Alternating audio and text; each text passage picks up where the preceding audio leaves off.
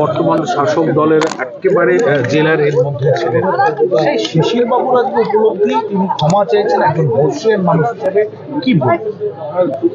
উনি ক্ষমা চাইলেন আজকে ময়নার মানুষ এবং হরিদাসপুরের যে বিশাল জনসভা হলো, আমাদের উড়িষ্যার মুখ্যমন্ত্রী এসেছিলেন মোহন চরণ মাঝি, তিনি সবার সামনে ক্ষমা চাইলেন যে আমি যে এইরকম একটি দলের কর্মী ছিলাম, আমি ক্ষমা চেয়ে নিচ্ছি। এবং এই মুহূর্তে দাঁড়িয়ে তৃণমূল দলে এরকম অনেকেই আছে বর্ষিয়ার নেতৃত্ব যারা কিন্তু ক্ষমা চাইতে চাইছেন। 2026-এর মে মাসে যখন বিজেপি সরকার আসবে তখন তারা প্রকাশ্যে এসে ক্ষমা চাইবেন, এরকম অনেকেই আছে।